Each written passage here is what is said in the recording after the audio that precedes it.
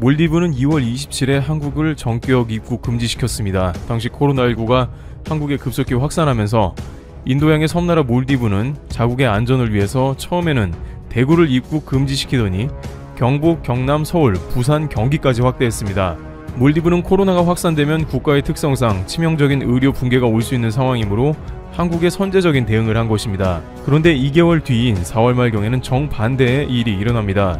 압둘라 샤히드 몰디브 외교장관은 강경화 외교부 장관에게 전화를 해서 코로나19 감염증을 대응하기 위해서 한국과 협력하고 싶다고 말하며 한국은 뛰어난 방역으로 코로나를 잠재웠다면서 몰디브도 이에 협조를 요청한 것입니다.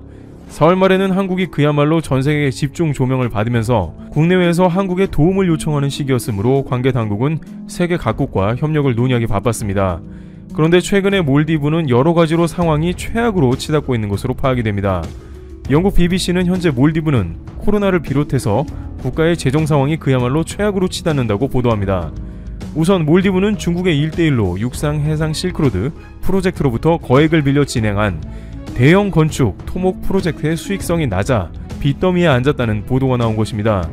몰디브 정부는 중국으로부터 차입한 자금의 만기를 1-2년 앞둔 상황에서 차관을 제때 상환하지 못할 것으로 예상하고 있다고 영국 BBC 방송이 18일 전했습니다. 몰디브의 모하메드 나시드 국회의장은 몰디브가 중국으로부터 받은 거액의 차관으로 인해 빚의 수렁에 빠질 것을 우려했습니다. 그는 BBC와의 인터뷰에서 대형 프로젝트들이 차관을 상환할 수 있을 만큼의 수익을 창출할 수 있을지 의문이라며 그 어떤 사업 계획도 빚을 갚을 만큼의 능력을 보여주지 못한다고 말했습니다. 그런데 여기서 중국의 전형적인 함정적 사업 방식이 결국 몰디브를 좌초시켰다는 주장이 나왔습니다. 중국은 1:1로를 진행할 때 파트너십에 의해서 상대방 국가와 상생하는 방안으로 진행해야 하는 걸 간과합니다. 상대방 국가도 잘 되어야 그 다음 수주로도 진행이 되며 사업성이 좋게 나와야 중국의 돈을 빌린 경우라면 상환도 수월하게 해나갈 수 있는데 중국은 오히려 사업비를 심하게 부풀려서 뒤집어 씌워버렸습니다. 게다가 대다수의 건설 노동인들은 중국인이 파견되니 많은 나라들은 자국의 경제적인 효과는 거의 없습니다. 심지어 인도네시아와 방글라데시와 같은 인구가 많은 나라에서도 건설 인부를 중국인을 데려다 썼습니다. 그러다 보니 경제 규모가 취약한 나라들은 중국과 단 한 번의 거대 프로젝트만 진행하더라도 나라가 휘청입니다. 몰디브 나시드 국회의장은 중국에서 빌린 명목상 부채는 31억 달러 3조 6천억 원 상당이지만 실제 받은 액수는 11억 달러 1조 2,700억 원 상당밖에 되지 않는다고 주장했습니다. 2조 원 가량을 중국이 중간에서 가로챈 것이나 다름없는데 몰디브는 이것을 버틸 재간이 없다는 것입니다. 몰디브의 국내 총생산 GDP가 49억 달러 5조 7천억 원 수준인 것을 고려하면 중국으로부터 받은 차관의 총액이 연간 GDP의 절반 이상을 차지하는 셈입니다. 결정적으로 중국에서 빌린 대규모 자본으로 진행한 사업 중 말레섬과 훌루 말레섬을 잇는 대형 교량 시나말레가 대표적으로 수익성이 낮은 것으로 지목되고 있습니다. 몰디브 정부는 이 다리를 통해서 관광 활성화는 물론 몰디브 경제가 살아날 것으로 예측은 했는데 문제는 중국 정부와의 1:1로 계약이 어떤 의미인지 공사비가 어떻게 될지 세밀하게 검토하지 않은 것입니다. 예를 들어 시나말레교는 왕복 4차선의 연장 2.1km인 대형 교량으로 중국의 1:1로 프로젝트에서 몰디브 정부가 2억 달러를 빌려 건설한 뒤 2018년 9월 개통했습니다. 말레와 훌루말레의 발레나 국제공항을 잇는 이 다리로 인해 교통의 편의성이 매우 높아졌지만 코로나19 관광 수입이 줄어들면서 중국으로부터 빌려온 거액의 차관을 상환하는 게 매우 어려워진 것이죠. 폼페이오 국무부 장관은 이러한 중국의 1:1로의 자본 성격을 두고 파괴적이라고 지적한 바 있습니다만 말 그대로 몰디브의 재정을 완전히 파탄낸 정황이 드러났으며 복구조차 불가능하게 되어버린 것입니다. 그러나 중국 정부는 이에 대해서 오히려 기우라고 항변하고 있습니다. 몰디브가 괜찮다고 하는데요. 장리정 주 몰디브 중국 대사는 BBC에 몰디브가 부채 함정에 빠질 위험에 있다는 것은 허구라면서 중국은 몰디브나 다른 어떤 개도국에도 차관과 관련해 원하지 않거나 의지에 반하는 추가 조건을 제시하지 않는다고 말했습니다. 그러나 이에 대해서 많은 국가에서는 애초에 중국이 바가지를 씌운 데다가 철저하게 중국 중심의 계약서를 들이밀었기 때문에 결국 국가재정이 파탄난 게 아니냐는 말이 나옵니다. 지난 4월 강경화 장관의 협조를 구했던 그날에 몰디브는 IMF로부터 자금 수요를 받기에 이릅니다. IMF는 신속 금융제도를 통해서 약 3천만 달러 규모의 자금을 급하게 지원하는 방안을 승인했습니다. IMF는 몰디브는 현재 코로나19로 관광객이 끊기고 국가재정이 지극히 어려운 사태라고 언급했습니다만 사실은 주요한 원인은 중국에 상환하고 있는 빚더미로 끝없는 나락으로 떨어지고 있다는 의견이 나옵니다. 그런데 이렇게 끊임없이 중국 1대1로를 맺은 나라들이 줄줄이 IMF를 녹화하자 미국이 이를 막고 나섰습니다. 미국 상원 의원들은 스티브 무누신 재무장관, 폼페이오 국무장관의 서한을 보내 중국 1대1로에 빚진 나라들의 IMF 자금을 차단해야 한다고 강력 주장했습니다. 당시가 2018년으로 스리랑카, 파키스탄 등이 이미 10차례 이상 IMF로부터 구제 금융을 줄줄이 받은 상황이었습니다. 결국 미중 간의 싸움으로까지 번져 나가버린 것입니다. 한편 만약 몰디브가 한국과 경제 개발을 했으면 어땠을까 하는 가정도 해보게 되는데요. 물론 몰디브와 다양한 사업을 진행하기에는 여러가지 한계가 있고 그것이 한국에도 큰 사업성은 없을 테지만 한국의 신남방 정책의 모토는 중국의 파괴적인 자본과는 격이 다른 면을 보여주고 있는 것입니다.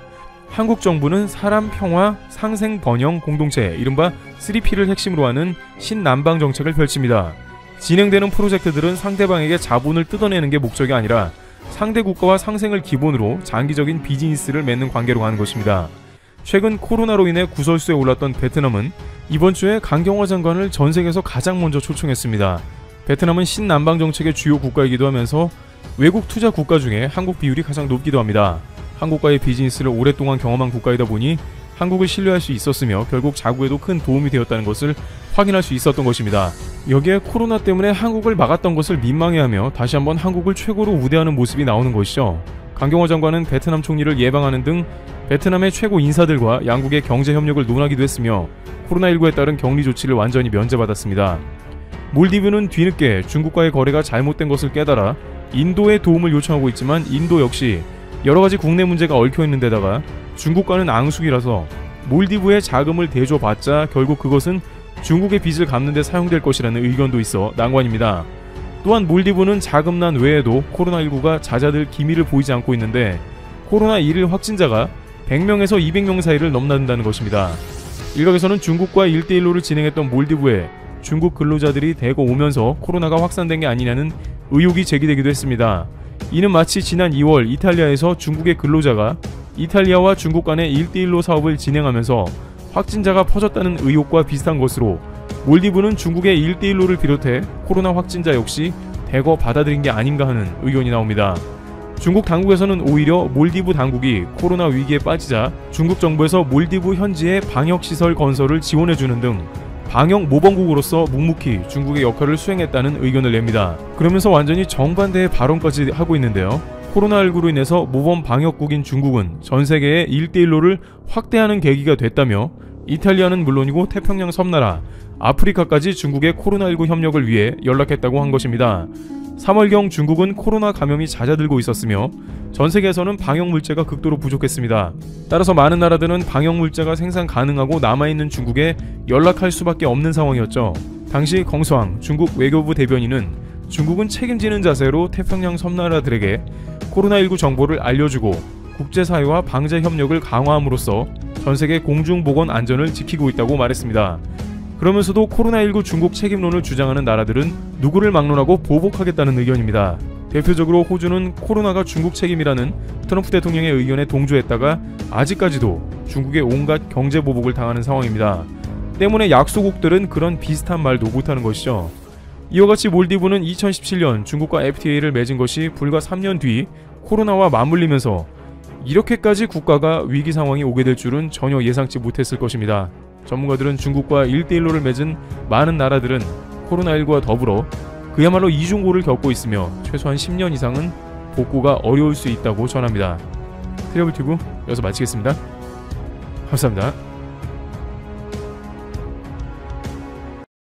방탄소년단 BTS와 관련한 상품에 대해서 중국 택배사의 수입 중단 조치가 사실로 확인되었다는 기사가 나왔습니다. 국내의 한 메이저 언론사는 중국 택배 회사의 통화를 통해서 해당 사실을 밝혀냈다는 보도를 내보냈습니다. 언론사와의 통화에서 중국 택배 회사는 BTS 상품은 현재 중국에 아무것도 배송이 안 되고 있다는 입장을 밝혔습니다. 중국의 네티즌들은 최근 BTS의 벤플리트상 수상 소감을 트집 잡아서 불매운동을 전개했습니다. 해당 소식은 한번 전해드렸죠? 불매운동으로 삼성전자를 포함한 한국 기업들이 BTS와 관련한 마케팅을 중단했습니다. 자칫 제2의 사드 사태로 번질 수 있다는 우려도 나왔습니다. 그런데 이 기사는 사실일까요? 모든 택배회사의 상황을 전수조사한 것은 아니기 때문에 100% 사실이라고 보기는 어렵습니다. 또한 중국 외교부는 이와 관련해 사실이 아니라고 공식적으로 발표했습니다. 중국은 BTS 상품의 통관을 절대로 금지한 적이 없다는 것입니다. 자오리젠 중국 외교부 대변인은 21일 정례 브리핑에서 이런 입장을 밝혔습니다. 중국 해관 등 정무부부는 그런 정책을 내놓지 않았다. 우리는 한중 우호 교류와 호의 협력을 촉진한다는 입장에 변함이 없다. 무책 기반 보도와 논평으로 양국 관계가 지장을 받지 않기를 바란다. 그러면서 대변인은 이렇게 강조했습니다. 중국은 한국과 함께 양국의 우호 증진을 위해 적극적으로 노력하기를 원한다. 주한 중국 대사관도 같은 날 기자 질문에 답하는 형식으로 동일한 입장을 밝혔습니다. 왕웨이 주한 중국 대사관 대변인은 이렇게 발표했습니다. 중국 세관 부서는 이른바 제한 정책을 시행한 적이 없고 개별 한국 언론사의 보도는 사실과 맞지 않다. 중국 측은 한국과 중국 관계를 중요시하고 코로나19 공동 대응 과정에서 맺게 된 양국의 두터운 우정을 소중히 여긴다. 네, 중국 정부는 한국과 친밀한 관계를 원한다고 밝혔습니다. 사실 중국이 한국과 껄끄러운 관계를 맺을 이유는 전혀 없습니다. 현재 중국은 미국에 의해서 국제적 고립 상황에 놓여 있습니다. 미국은 클린 네트워크로 세계의 모든 동맹들과 주요 국가들을 끌어들이려고 합니다. 클린 네트워크의 목적은 중국 공산당이 깊이 개입된 것으로 추정되는 화웨이와 ZTE 등의 기업을 저지한다는 것입니다. 또한 미국은 군사적으로는 쿼드를 구성했습니다. 쿼드는 인도태평양 지역의 패권을 장악하기 위해서 미국, 인도, 호주, 일본 등 4개국이 연합전선을 구축한 것입니다. 다음 달부터 대규모 합동 군사훈련을 실시합니다. 쿼드는 사실 2007년 아베 당시 일본 총리의 제안으로 시작되었습니다. 하지만 당시에는 인도와 호주가 응하지 않았고 미국에서도 부정적인 반응이 있었죠. 이후 2017년 트럼프 행정부 출범 이후 구체화되기 시작했습니다. 현재는 미국이 가장 적극적입니다. 아이러니한 건 당시 응하지 않았던 호주는 적극적으로 참여하고자 하는데 정작 일본은 슬그머니 발을 빼고 있다는 것입니다. 쿼드가 미국의 계획대로 흘러가진 않고 있다는 것이죠. 하지만 군사훈련은 중국을 긴장시키기에 충분합니다. 글로벌 언론들은 관련 소식을 대대적으로 전했습니다. 특히 미국, 인도, 일본 간의 연례합동 해상훈련 말라바르에 호주 해군도 초청하기로 했다는 소식이 주목을 받고 있습니다. 호주 해군은 지난 2007년에도 말라바르 훈련에 참가한 적이 있으나 당시 중국 측이 강하게 반발함에 따라 이후에는 불참해왔습니다. 하지만 호주와 중국은 이미 사이가 틀어진 상태이죠. 미국과 같은 길을 걷기로 결심을 굳힌 듯합니다. 중국에게 불리한 상황은 이뿐만이 아닙니다. 미국과 일본은 흰소드 훈련을 오는 26일부터 11일 동안 실시합니다. 일본 자위대가 3만 7천 명과 함께 함정 20척, 항공기 170대를 동원하고 미국은 제7함대를 중심으로 주일미군 9천 명이 참여합니다. 캐나다도 해군 함정 한 척을 파견합니다. 역시나 대규모 훈련이죠. 이런 가운데 필립 데이비슨 미국 인도 태평양 사령관이 1년 만에 한국을 찾았습니다. 이유가 뭘까요? 한국과 함께 하고 싶다는 의지를 보인 것입니다. 국방부는 연례적인 일정이라고 밝혔습니다. 하지만 대부분의 전문가들은 미국이 인도태평양 전략 구상에 한국도 동참하라는 무언의 압박이 깔려있지 않느냐는 해석을 내놓았습니다. 미국은 쿼드에 이어 쿼드 플러스, 즉 베트남, 뉴질랜드, 한국 등으로 확장 가능성도 열어놓고 있습니다. 말라바르 훈련에 반발해온 중국은 호주 해군까지 참여하자 불편한 기색을 감추지 않고 있습니다. 중국 관영 언론들은 허장성세라고 깎아내렸고 왕이 중국 외교부장은 쿼드를 인도태평양판 나토라고 했습니다. 상황이 이렇게 되자 중국 국방부는 한국 측에 전화통화를 요청해 왔습니다. 최근 전화통화에서 중국 국방부장은 서욱 국방부 장관의 방중을 요청했습니다. 그러면서 이렇게 강조했죠. 양국군이 소통을 지속적으로 유지하는 가운데 지역의 평화와 안정을 공동 수호해야 합니다. 중국은 한국에 붙으려고 합니다. 현재 한국은 중국과의 관계를 고려해 신중한 태도를 보이고 있습니다. 둘 사이에서 균형 잡힌 외교를 하고 있다는 것이죠. 따라서 중국의 BTS 때리기는 상당히 느닷없다고 볼 수 있습니다. 정부 차원에서 껄끄러운 일을 만들 이유도 없죠. 만약 한국까지 미국의 행보에 적극 동참하면 그야말로 국제적 사면 초과에 빠지게 됩니다. 물론 중국 내에서 자국을 무시하는 것 아니냐는 여론에 따라 중국의 대형 택배업체 윈다와 위엔퉁, 중퉁이 잇따라 BTS 관련 제품을 운송하지 않겠다고 밝힌 건 사실입니다. 한국 언론이 실제로 조사한 택배회사는 중통이었죠. 반면 정부의 조사에서 윈다 등의 기업은 정상적으로 배송을 하고 있다고 공식적으로 해명했습니다.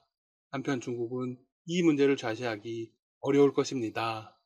한국과의 관계뿐 아니라 국제적으로도 망신을 당하고 있기 때문입니다.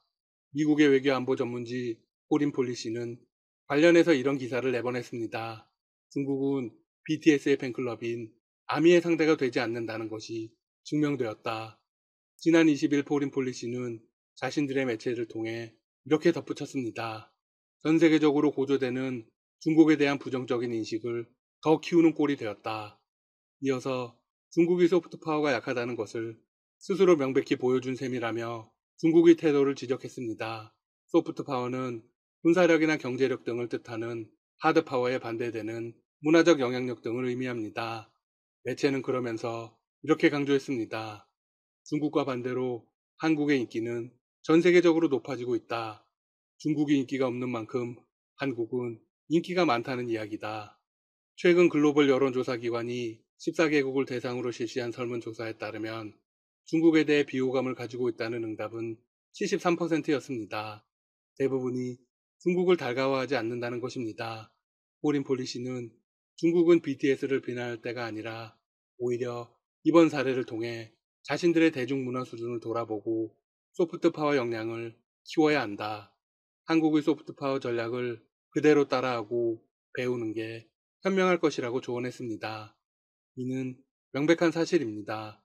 이와 반대로 미국인을 대상으로 한 호감도 조사에서 압도적인 1위는 한국이었습니다. 또한 BTS의 발언을 건드린 건 미국을 저격한 것이기도 합니다. 중국 정부가 현명한 대처를 내놓지 않으면 국제적 고립은 더욱 심화될 것입니다. 지금까지 닥터시사TV였습니다. 여러분 시청해주셔서 감사합니다. 구독과 좋아요 부탁드립니다.